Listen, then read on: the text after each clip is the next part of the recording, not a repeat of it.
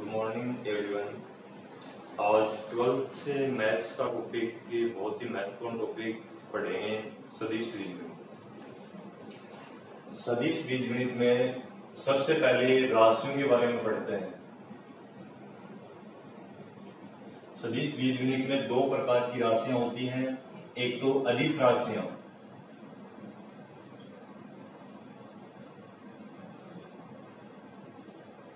एक होती है सदिश राशियां।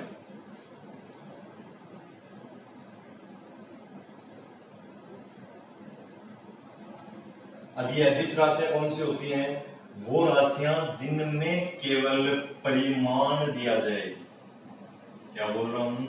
यानी अदिश राशियां वो राशियां होती हैं जिनमें केवल परिमाण दिया जाए, और सदिश राशियां इसके नाम से स्पष्ट है। दिश, मीन्स साथ में, दिश मीन्स दिशा, यानी वो राशियां जिनमें परिमाण और दिशा दोनों साथ में दी हुई हो, मीन्स परिमाण प्लस दिशा। यानी हमने पढ़ा अदिश राशियां यानी वो राशियां जिनमें केवल परिमाण दिया जाए, और सदिश राशियां वो होंगी जिनमें परिमाण के साथ में दिशा भी दी हुई हो, सदिश राशियां कहलाती हैं। अब एग्जांपल के तौर पे, यानी ये अदिश राशियां कौन सी होती हैं? जैसे दूरी, समय और चाल। कौन सी राशियां होती हैं? दूरी, समय और चाल। और सदिश राशियां वेग और टर्न, और भी बहुत सारी राशियां। तो देखो, राशियों के बारे में ज्यादा से डिटेल से पढ़ने की जरूरत नहीं है। हमने पढ़ लिया अदिश राशियां कौन सी होती हैं और सदिश राशियां कौन सी होती हैं।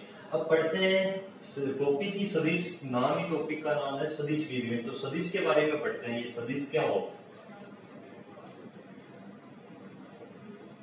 देखना, सदिश है वो एक रेखाखंड होता है जिसमें दिशा दी हुई हो, इसलिए इसको अलग नाम से भी बोल देते हैं एक दिष्ट रेखाखंड।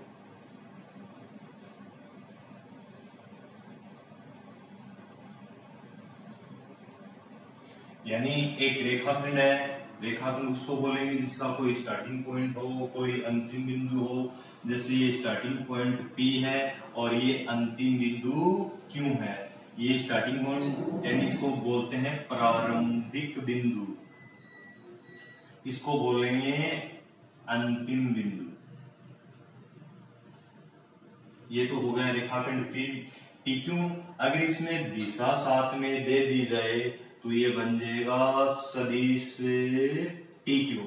इसको ही बोलते हैं एक दिष्ट रेखाखंड, या अलग से बोलते हैं ये सदिश PQ। अब देखो, जो सदिश PQ है इनमें पॉइंट P यानी प्रारंभिक बिंदु है, और Q है ये अंतिम बिंदु है।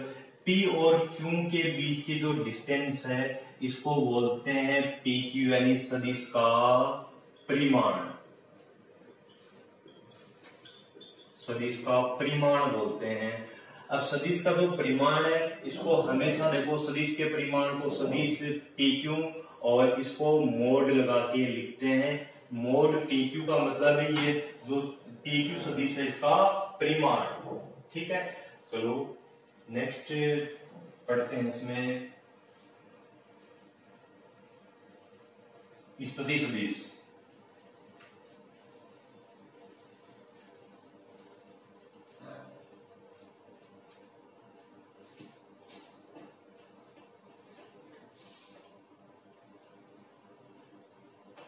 इंग्लिश में बोलते हैं इसको पोजीशन वेक्टर। इसके नाम से स्पष्ट है, स्थिति सदिश यानी वो सदिश होगा जो किसी बिंदु की स्थिति को निश्चित करता हो, स्थिति सदिश कहलाता है। जैसे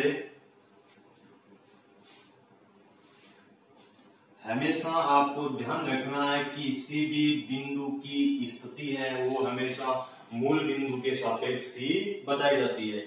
जैसे ये मूल बिंदु O है जिसके निर्देशांक 0, 0, 0 हैं, और त्रिविम अंतरिक्ष में एक पॉइंट P है जिसके निर्देशांक हैं x, y और z। यानी जो बिंदु P है इसकी स्थिति बतानी है, वो भी है किसके सापेक्ष बतानी है? मूल बिंदु के सापेक्ष। तो देखना, ये बिंदु P है, इससे अक्ष पे लंब डालें तो यहां से लेके यहां तक की जो डिस्टेंस है वो अक्ष हो जाएगी। अगर y अक्ष पे लंब डालें तो यहां से यहां तक की दूरी ये y हो जाएगी, और z अक्ष पे लंब डालें तो यहां से लेके यहां तक की दूरी है वो z हो जाएगी। ठीक है, इसकी ये अक्ष है, ये y अक्ष है और ये z अक्ष।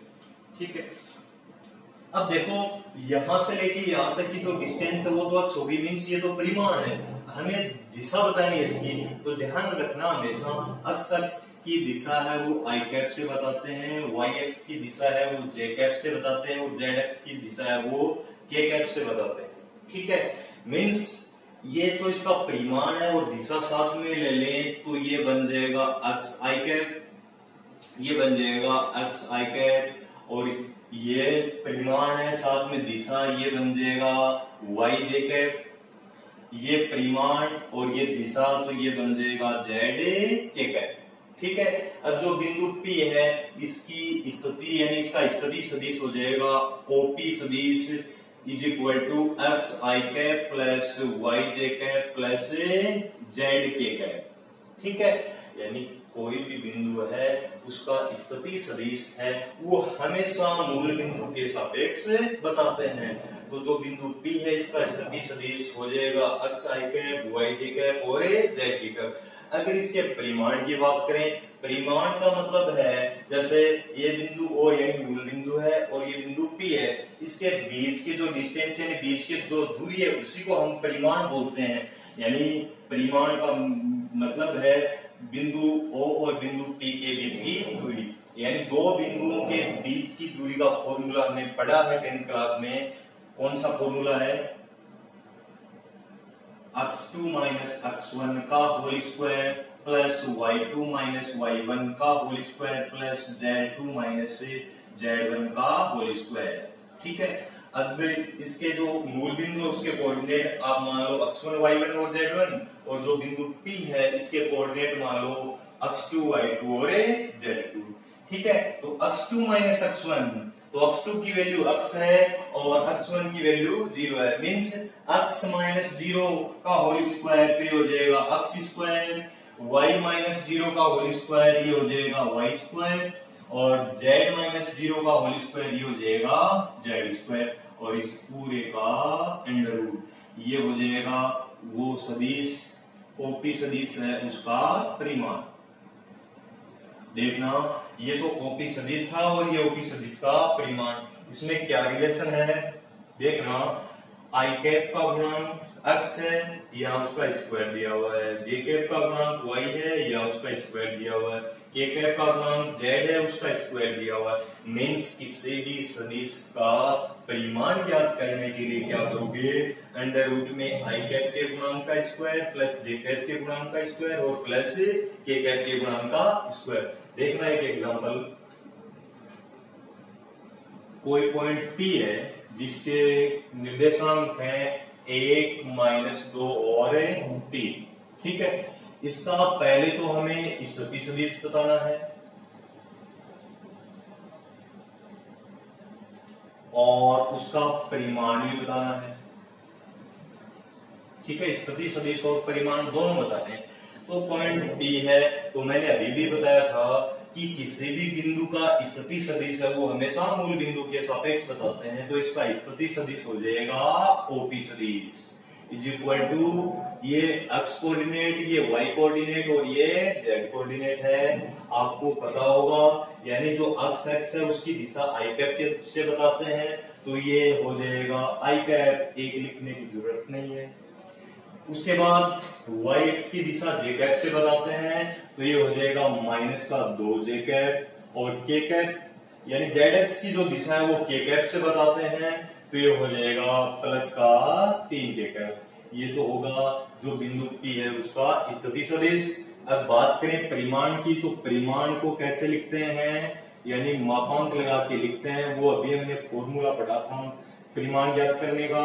अंडर रूट में i कैप के गुणांक का स्क्वायर, i कैप का गुणांक 1 है तो 1 का स्क्वायर प्लस j कैप का गुणांक जे कैप का गुणांक -2 तो -2 का स्क्वायर, के कैप का गुणांक 3 है तो ये हो जाएगा 3 का स्क्वायर। ठीक है, सोल्व करते हैं इसको। अंडर रूट 1 का स्क्वायर 1, 2 का स्क्वायर 4 और 3 का स्क्वायर 9। 9 और 1 10 और 4 14। तो अंडर रूट 14 जो हमें बिंदु दिया हुआ था उसका हमने स्थिति सदिश निकाल लिया और उसका परिमाण निकाल लिया। परिमाण हो जाएगा अंडर रूट 14।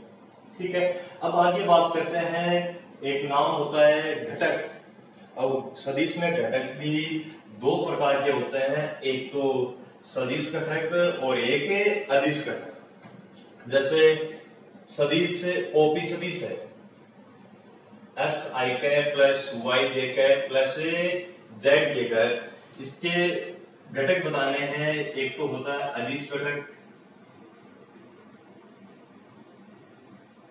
एक होता है सदिश घटक।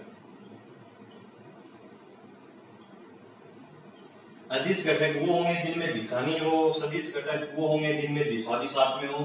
और जैसे सदिश हमें ओपी सदिश दिया हुआ है, इनके सदिश और अदिश दोनों घटक बताने हैं। मींस एक्स वाई और जेड, इनमें दिशा नहीं, ये तो हो जाएंगे अदिश घटक।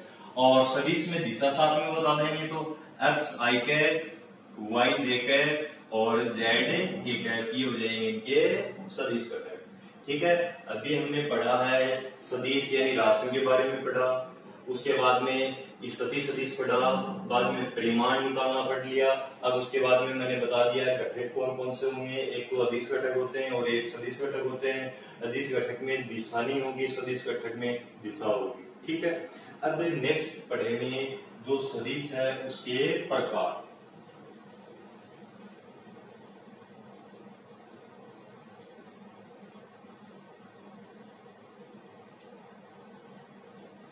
जैसे पहला प्रकार है शून्य सदिश।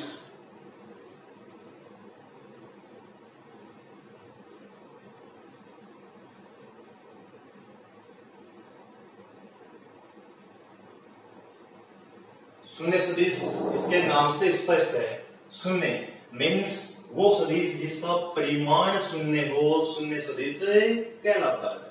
ठीक है, तो इसको डिनोट करते हैं शून्य और उसके ऊपर तीर का निशान लगा देते हैं। ठीक है, ये हो जाएगा शून्य सदिश। देखना कि अगर कहीं पर भी शून्य लिखा हो और शून्य सदिश लिखा हो तो इसमें फर्क होगा। ये तो है अदिश और ये है सदिश, लेकिन शून्य सदिश की बात करें तो शून्य सदिश को ऊपर शून्य के ऊपर तीर का निशान लगा के लिखते हैं। परिमाण की बात मैंने बता दी कि शून्य सदिश का परिमाण शून्य होता है, लेकिन अगर बात पूछ ली जाए आपको कि शून्य सदिश की दिशा क्या होती है तो शून्य सदिश की कोई भी निश्चित दिशा नहीं होती है। ठीक है, नेक्स्ट है मात्रक सदिश या इकाई सदिश।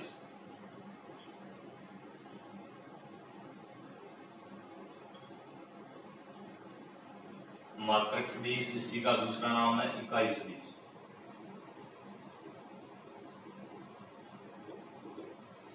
इनमें भी देखो इकाई सदिश नाम से स्पष्ट है कि इकाई मीन्स एक, यानी वो सदिश जिसका परिमाण एक हो इकाई सदिश कहलाता है। और इकाई सदिश के लिए ध्यान रखना है, किसी भी सदिश का इकाई सदिश ज्ञात करेंगे तो उस सदिश को इकाई सदिश यानी डिनोट करने के लिए ऊपर कैप लगा के लिखते हैं। जैसे कोई भी सदिश ए है, इसका अगर मात्रक सदिश ज्ञात करना हो तो मात्रक सदिश को हमेशा ऊपर कैप लगा के लिखते हैं। ठीक है, और मात्रक सदिश का फॉर्मूला क्या होगा, मात्रक सदिश ज्ञात कैसे करते हैं। मात्रक सदिश हो जाएगा जिस सदिश का हमें मात्रक सदिश पूछा जाए वो सदिश अपोन में उसी सदिश का परिमाण। ठीक है, मात्रक सदिश का फॉर्मूला हो जाएगा जिस सदिश का भी मात्रक सदिश यानी जिस सदिश की भी दिशा में मात्रक सदिश पूछा जाए तो उसका फॉर्मूला होगा वही सदिश अपोन में उसी सदिश का परिमाण। जैसे एग्जांपल है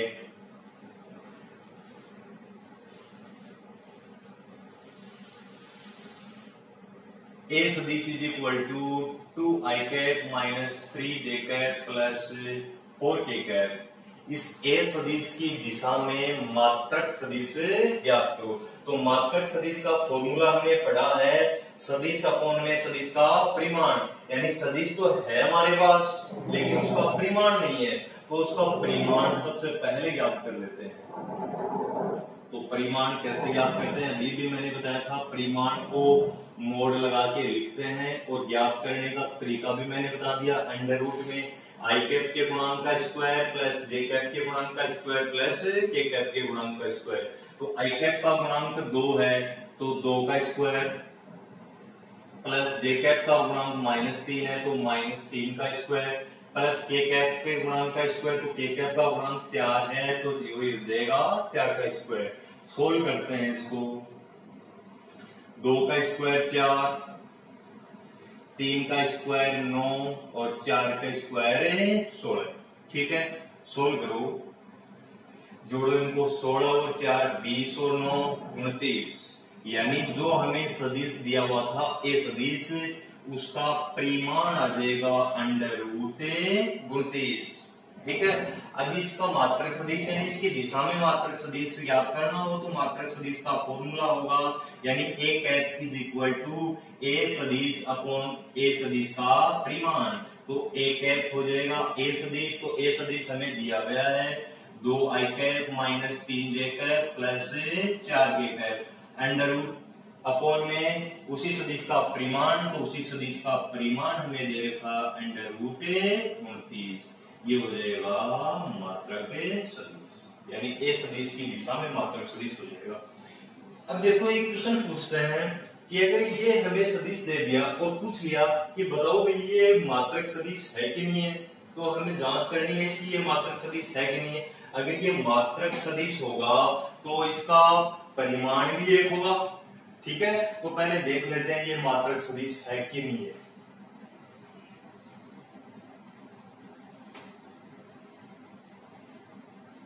जैसे हमें ए कैप दे रखा है, A cap is equal to 2 I cap -3 J cap plus 4 के कैप अपॉन में अंडर रूट 29।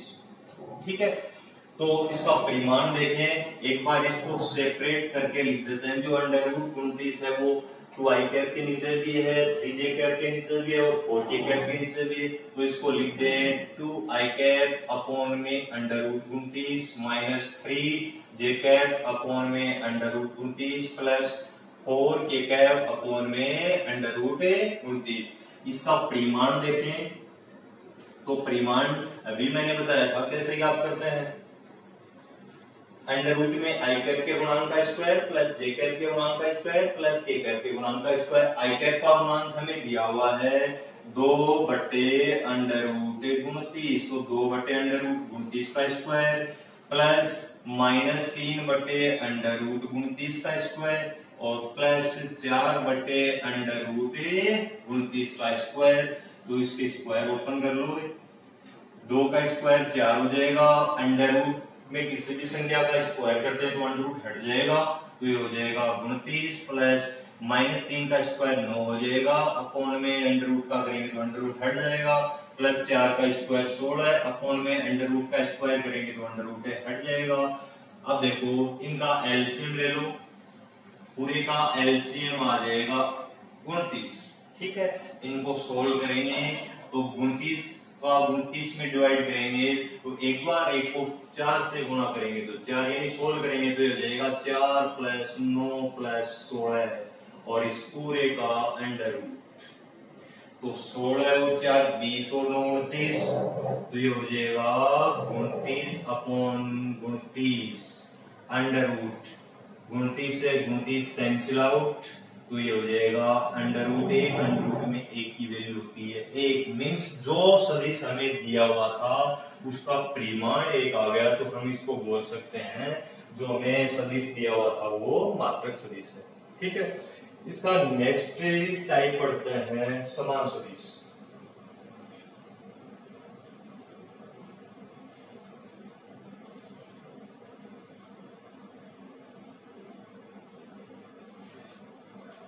नेक्स्ट है समान सदिश, तीसरा टाइप है समान सदिश।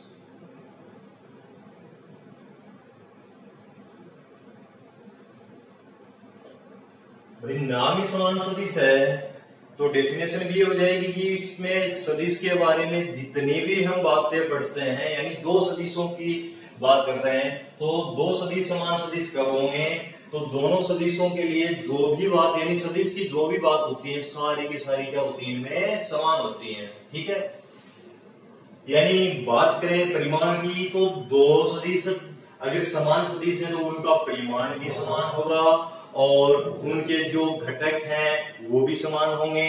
आई कैप के गुणांक वो समान होंगे, जे कैप के गुणांक है वो समान होंगे और के कैप के गुणांक है वो समान। मेरे कहने का मतलब है समान सदिश वो होंगे जिनका परिमाण और दिशा दोनों ही समान हो, समान सदिश कहलाते हैं। ठीक है, जैसे कोई सदिश ए है, ए सदिश है, ये जैसे हमें दे रखा A1 आई कैप प्लस B1 जे कैप प्लस C1 के कैप। B सदिश हमें दे रखा है A2 आई कैप प्लस B2 जे कैप प्लस C2 के कैप। अभी A सदिश और B सदिश दोनों समान सदिश कब होंगे, समान सदिश जब होंगे जब इनके घटक यानी ये सिमिलर घटक है वो हमेशा बराबर हो। मीन्स A1 है वो A2 के बराबर हो, यानी आई कैप का गुणांक है वो आई कैप के गुणांक के बराबर हो, और B1 है वो B2 के बराबर हो। मीन्स जे कैप का गुणांक है वो जे कैप के गुणांक के बराबर हो। मीन्स C1 बराबर C2 यानी के कैप का गुणांक है वो के कैप के गुणांक के बराबर हो। अगर ऐसी बात होती है तो A1 सदिश यानी A सदिश और B सदिश है वो क्या है, आपस में समान सदिश है। एग्जांपल जैसे मैंने बोल दिया A सदिश is equal to 2 I cap plus 3 J cap plus 4 के कैप, और B सदिश दे रखा है x आई कैप प्लस y जे कैप प्लस 4 के कैप। A सदिश और B सदिश हैं वो समान सदिश हैं, तो x और y की वैल्यू बताओ।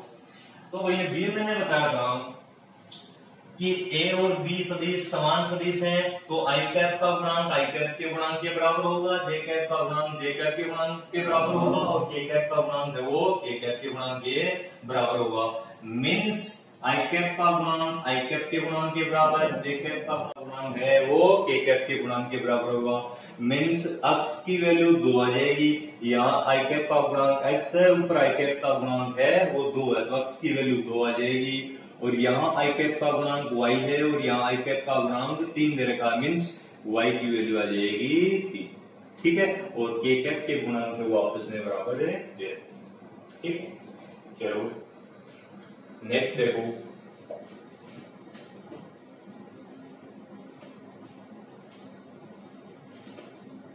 अब एक क्वेश्चन और करता है, देखो 3 टाइप हमने पढ़ ली। जैसे कोई बिंदु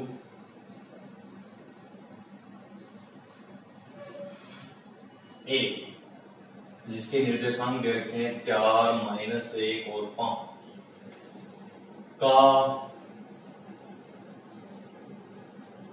स्थिति सदिश परिमाण तथा इसकी दिशा में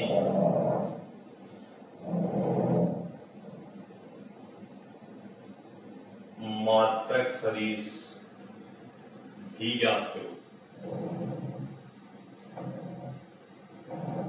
मीन्स हमें कोई बिंदु ए दे रखा है, इसका स्थिति सदिश बताना है, परिमाण बताना है, इसकी दिशा में मात्रक सदिश भी बताना है, और साथ में बता दें इसमें सदिश घटक कौन से होते हैं और अदिश घटक कौन से होते हैं। ठीक, तो कोई बिंदु P है, पहली बात तो इसका स्थिति सदिश ज्ञात करें। तो मैंने बताया था स्थिति सदिश वो हमेशा मूल बिंदु के सापेक्ष ज्ञात करते हैं, तो मूल बिंदु के सापेक्ष ज्ञात करेंगे तो वो हो जाएगा OA सदिश। ठीक है, अब इसका अक्ष निर्देशांक 4 है, तो 4 यानी अक्ष की दिशा में जो यानी दिशा होती है वो आई कैप होती है, तो दिशा के साथ में जोड़ ऐड करें तो ये हो जाएगा 4 आई कैप माइनस जे कैप प्लस 5 के कैप, ये हो जाएगा हमारा ओ ए सदिश, यानी जो बिंदु ए दिया हुआ था इसका स्थिति सदिश। ठीक है, बात करें परिमाण की, तो परिमाण ये हो जाएगा ओ ए सदिश का परिमाण, और फॉर्मूला में बढ़ रखा है परिमाण ज्ञात करेंगे तो अंडर रूट में आई कैप का गुणांक, जे कैप का गुणांक और के कैप का गुणांक सभी का वर्ग करके ऐड कर देंगे, तो 4 का स्क्वायर माइनस 1 का स्क्वायर और 5 का स्क्वायर सभी को क्या कर देंगे, ऐड कर देंगे। ठीक है, 4 का स्क्वायर 16 हो जाएगा, माइनस 1 का स्क्वायर 1 और 5 का स्क्वायर 25। ठीक है, तो देखो इनको आपस में ऐड करें तो 25 और 1 26, तो 26 में 16 जोड़ेंगे तो 26 और 10 36, और 36 और 6 कितने हो जाएंगे 42, अंडर रूट 42। जो हमें सदिश दिया हुआ था ओ ए सदिश, उसका परिमाण आ जाएगा अंडर रूट 42। अब इसकी दिशा में मात्रक सदिश याद करें, तो मात्रक सदिश देखो, मात्रक सदिश का फॉर्मूला हो जाएगा सदिश, जिस सदिश का मात्रक सदिश ज्ञात करना हो, यानी जिस सदिश की दिशा में मात्रक सदिश ज्ञात करना वो सदिश अपॉन में उसी सदिश का परिमाण, ये हो जाएगा मात्रक सदिश। तो मात्रक सदिश को हमेशा कैप लगा के लिखते हैं, यानी जो ओ ए सदिश दिया हुआ है उसके ऊपर कैप लगा देंगे, तो ओ ए और कैप लगा दो। सदिश हमें दिया हुआ है 4 आई कैप माइनस जे कैप प्लस 5 के कैप अपॉन में उसी सदिश का परिमाण हमने ज्ञात कर लिया अंडर रूट 42, तो ये हो जाएगा अंडर रूट 42, ये इसको बोलेंगे मात्रक सदिश। ठीक है, चलो इसका नेक्स्ट प्रकार है, सदिश का नेक्स्ट प्रकार है समदिश और विपरीत सदिश।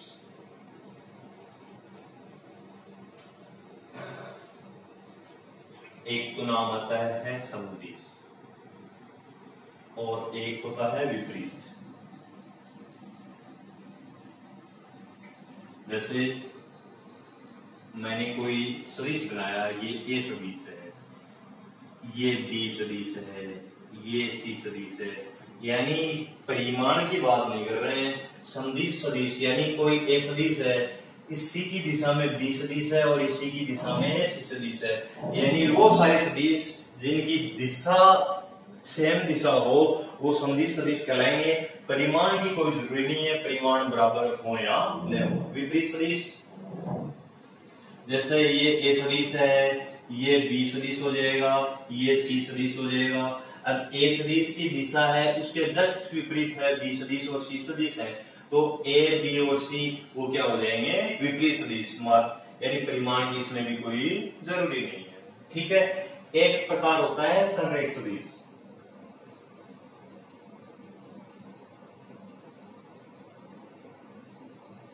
नाम से स्पष्ट है, संरेख यानी एक ही रेखा में, जैसे बात करें कोई सदिश ए है,